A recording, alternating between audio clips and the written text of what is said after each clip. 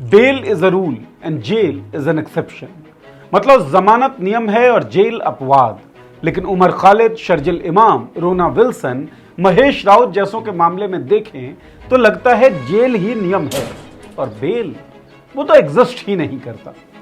भीमा कोरेगांव और दिल्ली दंगों से जुड़े मामलों में हिरासत में लिए गए आरोपियों की कोर्ट जर्नी दिखाती है कि दलितों और मुसलमानों के लिए जेल ही नियम है।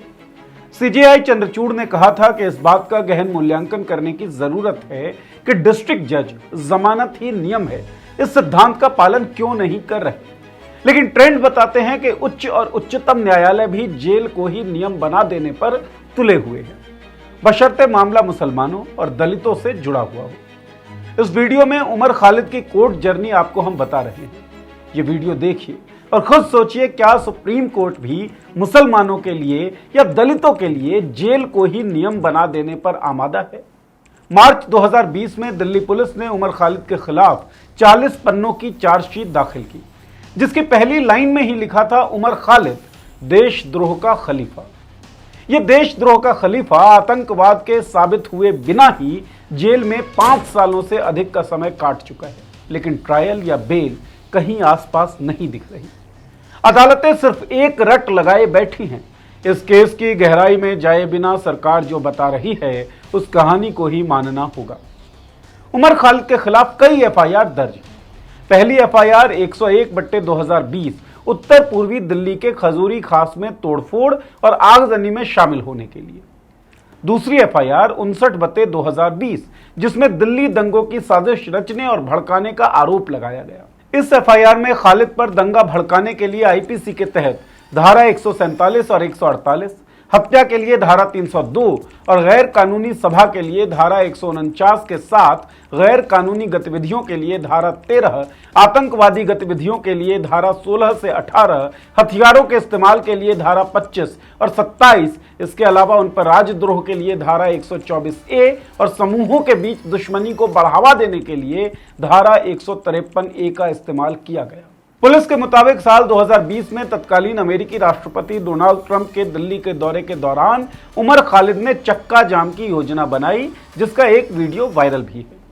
पुलिस के मुताबिक यह साजिश लगभग 1 महीने पहले से हो रही थी, जिसके लिए उमर ने कई गुप्त बैठकों में भाग लिया। 14 सितंबर 2020 को उमर खालिद को यूएपीए के तहत गिरफ्तार किया गया। इसके बाद 23 अक्टूबर 2020 को उन्हें दिल्ली की कड़कड़डूमा अदालत में पेश किया गया, जिसमें अदालत ने उमर की न्यायिक हिरासत को बढ़ा दिया। इसके बाद उमर खालिद ने कड़कड़डूमा कोर्ट में जमानत याचिका दर्ज की। 23 मार्च 2021 कड़कड़डूमा अदालत ने यूएपीए के तहत लगे गंभीर आरोपों का हवाला देते हुए ये याचिका खारिज कर दी। हालांकि अप्रैल 2021 में एक एफआईआर 101/2020 में खालिद को जमानत दे दी गई, लेकिन अन्य एफआईआर 59/2020 के चलते वो हिरासत में ही रहे। इसके बाद उमर खालिद की तरफ से जुलाई 2021 में एक और जमानत याचिका दाखिल की गई, जिस पर अगस्त 2021 में सुनवाई हुई। तब खालिद के वकील त्रिदीप पैस ने तर्क दिया कि इस मामले का कोई आई विटनेस मौजूद नहीं है, गवाहों के बयानों में विरोधाभास है और दावे भी असंगत हैं, जो दर्शाता है कि दिल्ली पुलिस द्वारा आईपीसी और यूएपीए दोनों के तहत लगाए गए आरोप निराधार थे। इसके जवाब में अभियोजन पक्ष ने तर्क दिया कि Delhi protest support WhatsApp group के संदेशों से संकेत मिलता है कि खालिद का इरादा सरकार के अधिकार को कमजोर करना और उसे घुटने टेकने का था। मतलब व्हाट्सएप सबसे बड़ा एविडेंस है और सरकार के खिलाफ किसी तरह का प्रोटेस्ट बहुत बड़ा गुनाह। 24 मार्च 2022 को 8 महीने की सुनवाई के बाद दिल्ली की कड़कड़डूमा अदालत ने उमर खालिद को बेल देने से साफ इनकार कर दिया। अदालत ने कहा कि पुलिस दस्तावेजों को देखने पर आरोप पहली नजर में सच दिखते हैं। साथ ही कहा कि अदालत को इस केस की गहराई में जाए बिना सरकार जो बता रही है उस कहानी को मानना होगा। कड़कड़डूमा अदालत के साफ इनकार के बाद 22 अप्रैल 2022 को उमर खालिद ने दिल्ली हाईकोर्ट का दरवाजा खटखटाया और वहां इस सेशंस कोर्ट के आदेश को चुनौती दी। दिल्ली हाईकोर्ट ने कहा कि हम इस मामले पर 23 मई 2022 के बाद से लगातार सुनवाई करेंगे, ताकि दिल्ली हाईकोर्ट के समर वैकेशन से पहले सुनवाई पूरी हो सके। लेकिन दिल्ली हाईकोर्ट ने ऐसा किया नहीं। 4 जून 2022 को दिल्ली हाईकोर्ट का समर ब्रेक आ गया था, जिसके चलते सुनवाई 4 जुलाई 2022 तक के लिए स्थगित कर दी गई। इसके बाद जमानत याचिका पर अगली सुनवाई 18 अक्टूबर 2022 को हुई और दिल्ली हाईकोर्ट ने उमर खालिद की बेल याचिका खारिज कर दी। कहा गया कि खालिद का नाम साजिश की शुरुआत से लेकर दंगों तक बार बार आया है। साथ में यह भी माना कि वह जेएनयू के मुस्लिम छात्रों के व्हाट्सएप ग्रुप के सदस्य थे और विभिन्न तारीखों पर जंतर मंतर, जंगपुरा कार्यालय, शाहीन बाग, सीलमपुर, जाफराबाद आदि में विभिन्न बैठकों में शिरकत की। साथ में उसके अमरावती वाले भाषण को भी कोट किया गया। दिल्ली हाईकोर्ट से भी जमानत याचिका खारिज होने के बाद उमर खालिद के पास अब एक ही विकल्प था, सुप्रीम कोर्ट। सुप्रीम कोर्ट में सुनवाई लंबी चल सकती थी और कुछ ही दिनों में उसकी बहन का निकाह होने वाला था, तो उसने बहन के निकाह में शरीक होने के लिए 18 नवंबर 2022 को एक बार फिर से दिल्ली के कड़कड़डूमा कोर्ट का रुख किया। कड़कड़डूमा कोर्ट में एक बार फिर से सुनवाई शुरू हुई और 3 दिसंबर 2022 को कड़कड़डूमा कोर्ट ने उमर खालिद को पत्थरबाजी से जुड़े एक मामले में बरी कर दिया, मगर दिल्ली में हुए दंगों से जुड़ी बड़ी साजिश को लेकर हिरासत में ही रखा। इसके बाद अगली सुनवाई 12 दिसंबर 2022 को कोर्ट ने उमर खालिद को बहन के निकाह में शरीक होने के लिए इंटरिम बेल दे दी, लेकिन उन्हें मीडिया से बातचीत करने के लिए साफ तौर पर मना कर दिया। दिल्ली दंगों में आरोप के चलते कड़कड़डूमा कोर्ट और दिल्ली हाईकोर्ट से जमानत खारिज होने के बाद इंसाफ की राह में उमर खालिद ने सुप्रीम कोर्ट का दरवाजा खटखटाया, जिसके लिए उन्होंने 6 अप्रैल 2023 को दिल्ली हाईकोर्ट के आदेश के खिलाफ स्पेशल लीव पिटीशन दाखिल की। सुप्रीम कोर्ट में 14 ऐसे मौके बने जब सुनवाई होनी थी, लेकिन इनमें से 13 बार सुनवाई स्थगित कर दी गई। पहला मौका 12 जुलाई 2023 को दिल्ली पुलिस के कारण स्थगित हो गया। दिल्ली पुलिस ने विशाल आरोप पत्र के कारण दलीलें तैयार करने के लिए अदालत से अतिरिक्त समय मांगा। अगली सुनवाई 24 जुलाई 2023 को होनी थी, लेकिन उमर खालिद के वकील कपिल सिब्बल उपलब्ध नहीं थे, तो फिर सुनवाई लटक गई। इसके बाद अगली तारीख 9 अगस्त 2023 तय की गई, लेकिन उस दिन जस्टिस पीके मिश्रा ने बिना किसी कारण खुद को इस केस से अलग कर लिया, तो एक बार फिर से सुनवाई लटक गई। अदालत ने अपने आदेश में कहा, इस मामले को इस बेंच के संयोजन में नहीं लिया जा सकता, इसे 17 अगस्त को किसी और बेंच को दे दिया जाएगा। अगली सुनवाई 18 अगस्त 2023 को जस्टिस अनिरुद्ध बोस और बेला त्रिवेदी की बेंच ने की। इस दिन कोर्ट ने कहा, चूंकि यह एक विविध दिन है, तो इस दिन नियमित सुनवाई के बजाय केवल नई याचिकाएं ली जाती हैं, इसलिए मामले की सुनवाई गैर विविध दिन पर करनी होगी और इसे 2 सप्ताह आगे बढ़ाया जाता है। अभी तक सुप्रीम कोर्ट एक ऐसी व्यवस्था का पालन करता है जिसमें सोमवार और शुक्रवार को विविध दिन माना जाता है, जिसका अर्थ है कि नियमित सुनवाई करने के बजाय केवल नई याचिकाओं पर ही विचार किया जाएगा। दूसरी ओर मंगलवार, बुधवार और बृहस्पतिवार को नियमित सुनवाई के लिए निर्धारित किया जाता है और इस दिन नियमित सुनवाइयां होती हैं। इसके बाद अगली सुनवाई हुई 5 सितंबर 2023 को। इस बार इस याचिका पर सुनवाई न्यायमूर्ति बेला त्रिवेदी और न्यायमूर्ति दीपांकर दत्ता के नई पीठ ने की, लेकिन इस बार खालिद के वकील कपिल सिब्बल अनुच्छेद 370 के हटने पर हो रही दूसरी सुनवाई में व्यस्त थे, तो यह सुनवाई भी स्थगित हो गई। इसके बाद अगली सुनवाई 12 सितंबर को हुई। तब न्यायमूर्ति बोस और न्यायमूर्ति त्रिवेदी की पीठ ने कहा, इस मामले में विस्तृत सुनवाई की आवश्यकता है, तो अगली सुनवाई ठीक 1 महीने बाद होगी। ठीक 1 महीने बाद जब 12 अक्टूबर आया, तो न्यायमूर्ति त्रिवेदी और न्यायमूर्ति दत्ता की पीठ ने समय का हवाला देते हुए अगली सुनवाई 1 नवंबर के लिए स्थगित कर दी। इस दौरान कपिल सिब्बल ने कोर्ट से सिर्फ 20 मिनट मांगे थे। सिब्बल ने कोर्ट में कहा कि मैं 20 मिनट में यह दिखा सकता हूं कि उमर खालिद के खिलाफ कोई केस नहीं बनता है।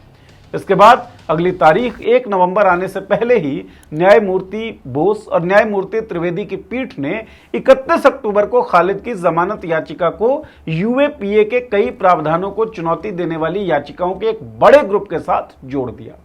इसके बाद अगली सुनवाई 29 नवंबर 2023 को तय की गई, लेकिन इस बार खालिद के वकील कपिल सिब्बल और अतिरिक्त सॉलिसिटर जनरल एसवी राजू की गैर मौजूदगी में सुनवाई को फिर से आगे बढ़ाना पड़ा।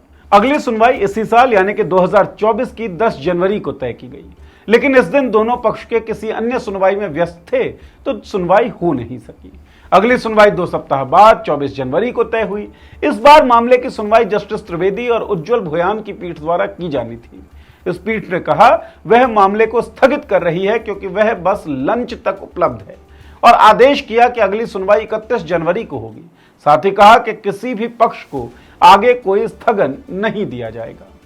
लेकिन जब मामला 31 जनवरी को सुनवाई के लिए आया तो न्यायमूर्ति त्रिवेदी और नवनियुक्त न्यायमूर्ति प्रसन्ना बी वराले ने समय की कमी के कारण मामले को स्थगित कर दिया, क्योंकि पीठ ईडी बनाम नीरज त्यागी की सुनवाई में व्यस्त थी।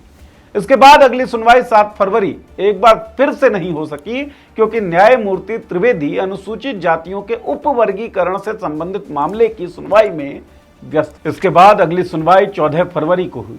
इस दिन खालिद ने बेला त्रिवेदी की अगुवाई वाली बेंच से अपनी जमानत याचिका वापस ले ली। सुनवाई के दौरान खालिद की ओर से पेश हुए सिब्बल ने कहा कि हालात बदल गए हैं और खालिद ट्रायल कोर्ट में अपनी किस्मत आजमाएंगे। अब ट्रायल कोर्ट में क्या हुआ वो भी जान लीजिए। खालिद के वकीलों ने आरोप तय होने में देरी का हवाला देते हुए नियमित जमानत देने के लिए कड़कड़डूमा कोर्ट में एक नई याचिका दायर की। जब नई याचिका अतिरिक्त सत्र न्यायाधीश समीर वाजपेयी की पीठ के समक्ष आई तो 28 मार्च को इसे खारिज कर दिया गया। अदालत ने कहा कि मामले में अभियोजन पक्ष की ओर से आरोप तय करने या मुकदमा शुरू करने में कोई देरी नहीं हुई है। और अदालत ने एक बार फिर कहा, अदालत को इस केस की गहराई में जाए बिना सरकार जो बता रही है उस कहानी को मानना होगा। जिसके बाद इस मामले को विचार के लिए हाईकोर्ट के समक्ष भेज दिया गया। हाईकोर्ट ने भी जुलाई 2024 में कड़कड़डूमा कोर्ट के कथन को दोहराया, अदालत को इस केस की गहराई में जाए बिना सरकार जो बता रही है उस कहानी को मानना होगा। ये अदालतें इसके लिए सुप्रीम कोर्ट के 2019 के जहूर अहमद शाह वाताली के फैसले का हवाला देती है, जिसमें कहा गया कि यूएपीए मामले में जमानत पर विचार करते समय अदालतें आरोपों की तह तक जाकर विश्लेषण नहीं कर सकती। मार्च 2020 में दिल्ली दंगों के संबंध में पुलिस द्वारा साजिश का मामला दर्ज किए जाने के 4.5 साल से अधिक समय बीत चुका है, लेकिन जेल में कैद लोग अब तक ट्रायल का इंतजार कर रहे हैं। 18 आरोपियों में से 12 अब भी जमानत के लिए संघर्ष कर रहे हैं। 25 अक्टूबर तक उमर खालिद 1514 दिनों से जेल में है, शर्जील इमाम 1732 दिनों से, खालिद सैफी 1703 दिनों से, तस्लीम अहमद और गुलफिशा फातिमा 1655 दिनों से जेल में हैं। ये पांचों दिल्ली दंगों से जुड़े मामलों में जेल में हैं। सुरेंद्र गैडलिंग, रोना विल्सन और महेश राउत 2333 दिनों से, जबकि ज्योति जगताप 1508 दिनों से जेल में हैं। ये चारों भीमा कोरेगांव हिंसा से जुड़े मामलों में जेल में हैं। तो क्या दलितों और मुसलमानों के लिए भारतीय न्यायपालिका का सिद्धांत जमानत ही नियम है बदलकर जेल ही नियम है हो चुका है? इस सवाल का जवाब न्यायपालिका को सोचना चाहिए, सिविल सोसाइटी को सोचना चाहिए, आपको भी सोचना चाहिए। आप क्या सोच रहे हैं? जमानत नियम है या फिर जेल नियम है? या फिर कहीं ऐसा तो नहीं कि नियम जो हैं वो धर्म और जाति को देखकर बदलते रहते हैं? आपको क्या लगता है? इस वीडियो के कमेंट बॉक्स में अपनी राय जरूर लिखें। अगर वीडियो पसंद आया हो तो इसे आगे बढ़ाएं, इस चैनल को सब्सक्राइब कर लें ताकि इस तरह के वीडियो आपके सामने आते रहें। बहुत बहुत शुक्रिया।